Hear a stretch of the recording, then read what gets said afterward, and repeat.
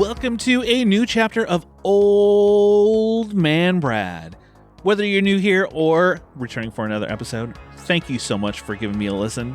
And if you love the show, drop me a review over on your favorite podcatcher, whether that's Apple Podcasts, Spotify, Good Pods, wherever you listen to the show. I would love to hear what you think. So this chapter is a little bit different than I normally do.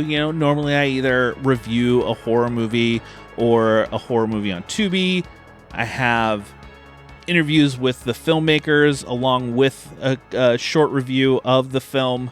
But this week, no movie to review, no movie to talk about. It's just a straight interview. I had the opportunity to sit down and chat to actor Ken Arnold about many different projects.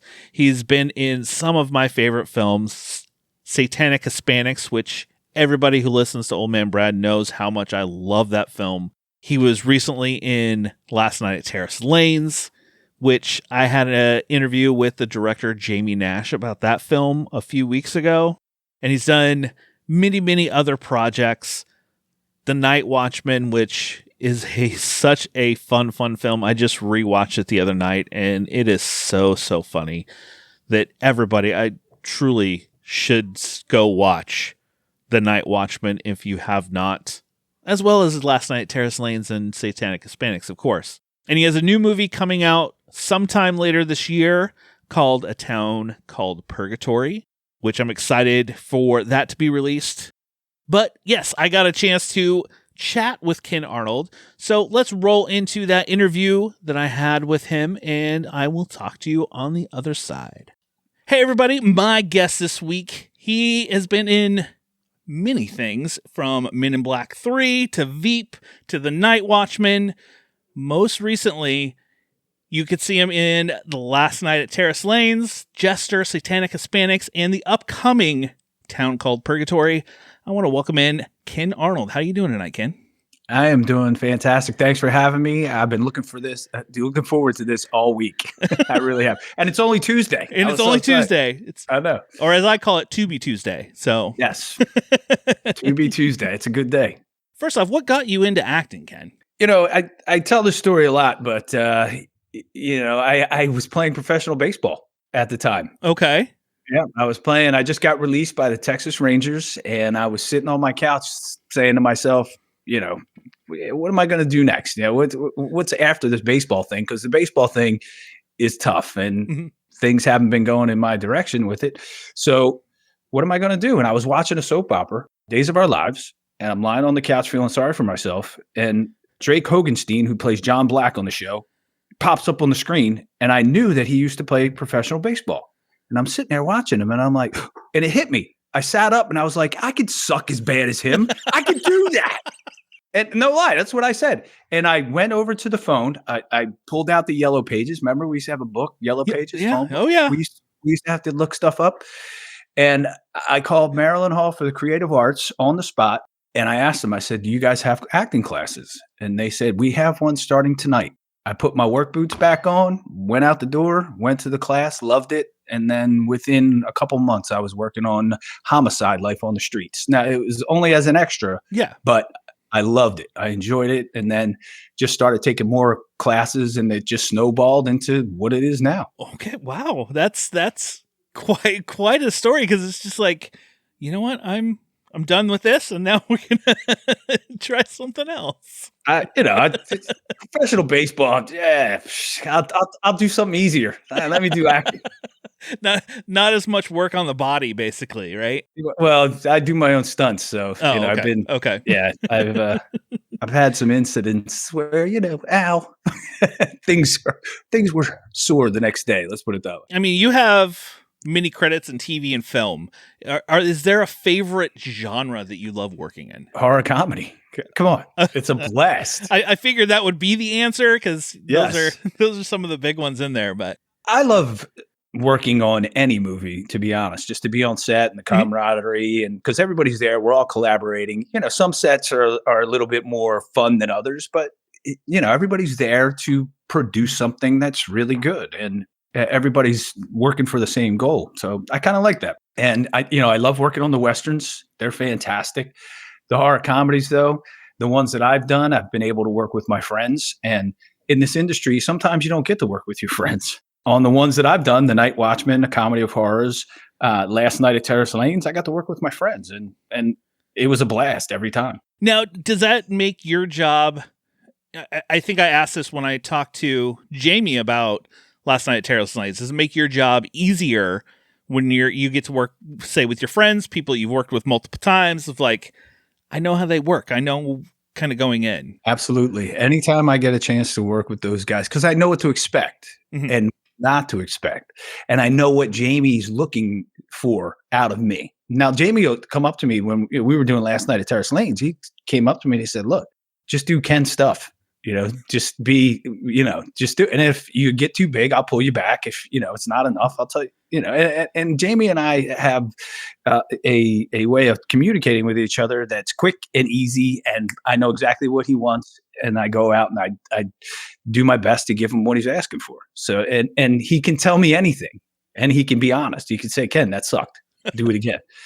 And it's not going to hurt my feelings. I'm, okay, I'll give it another shot. See if we like the next take better. So how much of Bruce was actually just Ken? 120% of it. I mean, come on. Like Bruce is a big, kid. Oh yeah. A man child who is just trying to get through life, and, things don't go his way all the time, and he drinks a little bit. Yeah. So, it happens. It happens. But yeah, it wasn't that difficult of a dive to jump into that character because I think when Jamie and Adam were coming up with the character, I think they kind of had me in mind for that role. So I knew what they were going for when I got there. And I knew with Jamie when he was saying, look, Bruce Campbell a little bit, mixed in with a little bit of Bruce Willis from Die Hard. So and I was like, hey, all right, I can do that. Let's rock and roll. Let's have fun. So just be me. I got this. No, I can do that. And I'll tell you something, you laugh, but when I teach acting classes, and the first thing I do, especially with newer actors, I always tell them, I said, look, become really good at being you, right? In roles, become really good at being you. And then it'll branch out from there. And then you'll be able to play Captain Jack Black, and you can branch out and do different things. But if you become really good at being you, you're going to kill it. You're going to do a great job. That's what they're looking for, you. Especially on camera. Don't try to be a different you or freeze up and try to be someone else. Yeah, that makes sense. In the history of acting, when you see Clint Eastwood, you know what you're getting. When you see Bruce Willis, you know what you're getting. When you see Denzel, you know what you're getting, right? That's they rarely step outside of Denzel in this situation, Denzel in that situation. Yeah. Now, he's done some great roles where he had to step outside of that, like Malcolm X, but Malcolm X was a real person, and he had to mimic or be close to or be similar to Malcolm X, so he had to deviate from being Denzel Washington. But most times he's just Denzel in another situation. For you, are there any, for instance, we could jump to Comedy of Horrors or Satanic Hispanics or any of those where you play an officer or someone of the law. Do you have some sort of background that you pulled from for those roles? For being an officer? Yeah. Because I noticed when you look at some of your credits, it is you do play a man in blue quite a bit. Or detective, I play, or military, or Secret Service agent, or FBI, or an astronaut. I do, or an astronaut. I think mostly it's the look, okay, and how I carry myself. I've done so many government videos for the Army, Navy, Air Force, all of them, actually, all of the branches, and then some, CIA, all of it. And I've done many videos for them, and just watching the people who are there in the buildings and on the forts, Fort Dix and wherever I happen to go to shoot. Right. So you get to see these people, and you can see how they carry themselves and how they are serious about what they're doing and how important it is. And anytime that I put on a uniform, no matter what kind of uniform, I respect that uniform, and I'm going to do my best to portray, the character in the best way possible. And I will tell you, Satanic Hispanics was one of my favorite horror movies from last year, and the segment you're in, El Vampiro, was the first time I saw it. I don't think I was laughing so hard, especially when you guys were like trying to kind of catching him in the act, but it was hilarious. Hemke Madera is fantastic as El Vampiro, and Darian Rothschild, who played the other cop with me, my partner. Yeah, he's such a great actor. I met him when he first started acting. He's actually going to be on Law and Order Thursday night, February 8th. So yeah, but he is so easy to play off of and improvise with, and Hemke is just the consummate professional. I mean, he's done such great things. So now doing a lot of like horror comedy, say like Comedy of Horrors and Night Watchman and stuff like that. Was there a lot of improv involved as you kind of went along, or not as much as you would think? Okay. Although we did, and we can play off of each other really well. Kevin Jiggets, myself, DeLuca, Darian, but we got what was written in the script first. That was, okay, we're going to get what we got. And once we had it, and the director was like, whether it's Eduardo Sanchez or Jamie Nash or Mitchell Altieri for The Night Watchman, they were like, great, we got it. Now go ahead, have fun with it and play around and see if anything, stands out. And we would. And a lot of that stuff made it into the films. A lot of that stuff didn't make it into the films. You can't use all of it, which is kind of sucks. But then you get the outtakes for the DVD. Exactly, because we had, in Satanic Hispanics, I got to be honest, man. I did some crazy stuff and they didn't use it, and I was like, man, I can't believe they like. I was slapping the face of the I was like, wow, look at this. He didn't use it. I was like, that was pretty funny. Come on, man. After they yell cut and the whole crew busts out laughing, you're like, oh, they got to use that one. Take. Yeah, they got to use that. They didn't. Tell me a little bit about your movie that you have coming out here soon, Town Called Purgatory. Town Called Purgatory. It's a Western. It's a schnitzel Western. We shot it in Austria. We shot it during COVID. We were actually supposed to shoot another horror comedy in Romania. And it was a road trip movie, and we had everything lined up. We had tax credits in Romania. We had the funding all lined up. We were scheduled to go over there, and we were scheduled to start shooting.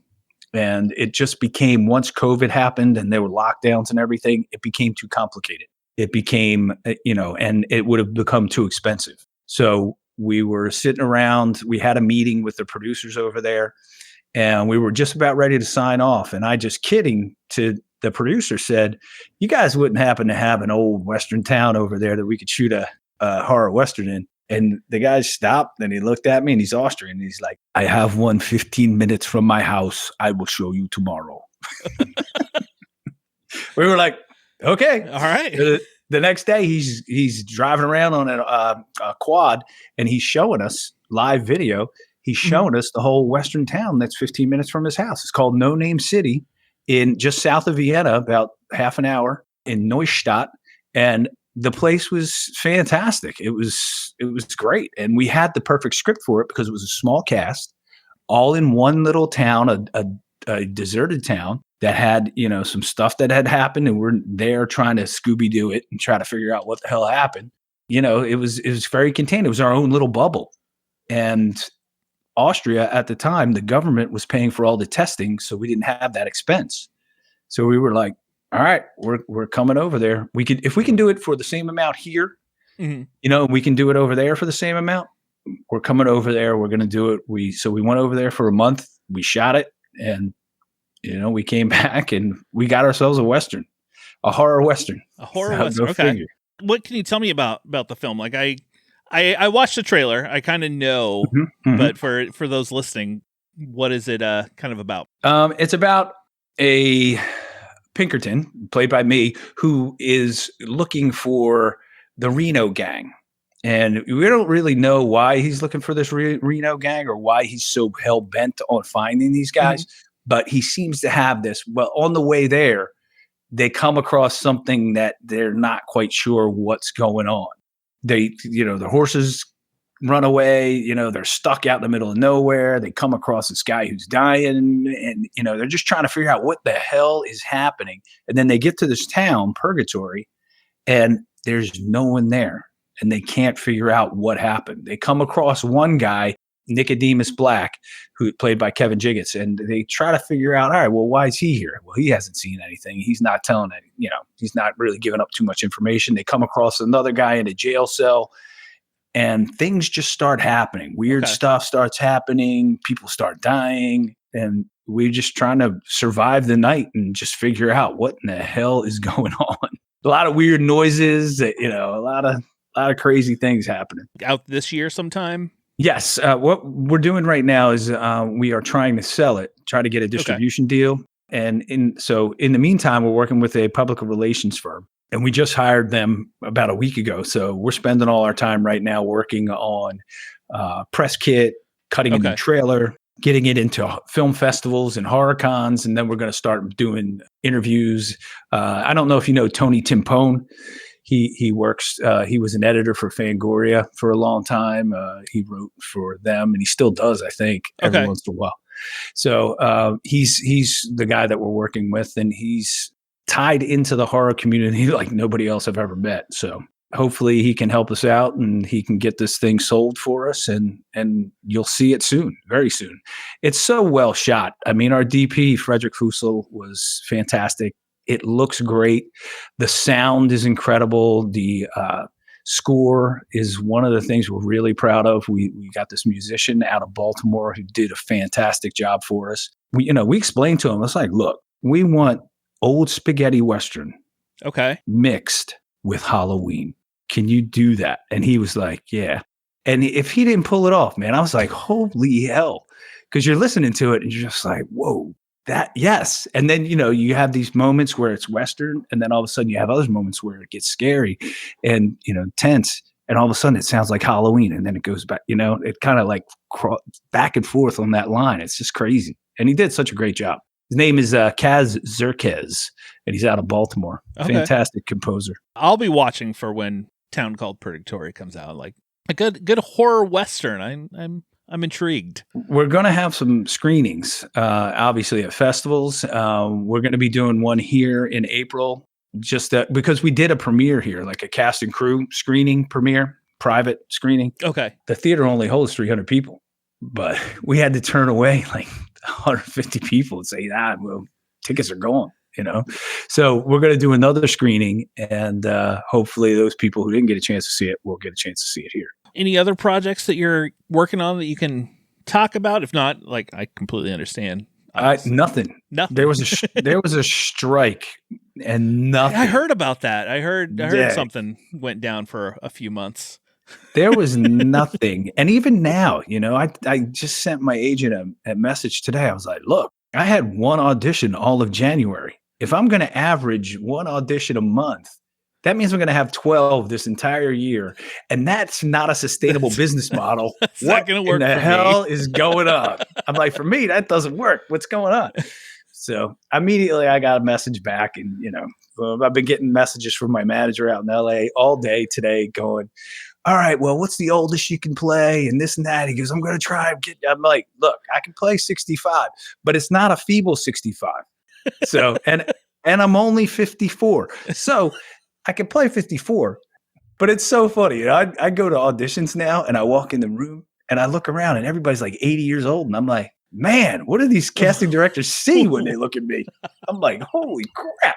I mean, I get it. I look like Santa Claus with this beard, but you're spry, you're energetic and everything else. So it's not like, I don't know, Ken. Look, I'll tell you, I leg pressed 680 pounds today. So just telling you. Well, Ken, I really appreciate you taking the time to chat with me. I know we tried to connect last week, but life got in the way. It happens. So where can people follow along with you of like what you have going on and everything else? They can follow me on Instagram at Ken Arnold Actor, or they could follow me on X at the same, at Ken Arnold Actor. And you can always just Google Ken Arnold, and usually my face pops up. Or this computer programmer guy, who's pretty popular, by the way. Really? Oh, yeah. Oh, yeah. And I think when people Google, maybe that's why they think that's me, because he's older. And he's maybe. There you go. Hey, that could be it. Oh, man, I got to talk to my agent. Here's a real funny story about the whole IMDb thing, right? My agent started sending me some stuff and like for 80-year-old people, 75, 80 years old. I'm like, I sent her a message. I go, what are you doing? She's like, well, your IMDb page says you're 74. I go to my IMDb page and I look, it does 74. They were using my father's birthday. We have the same name. They were using my dad's birthday. I don't know why.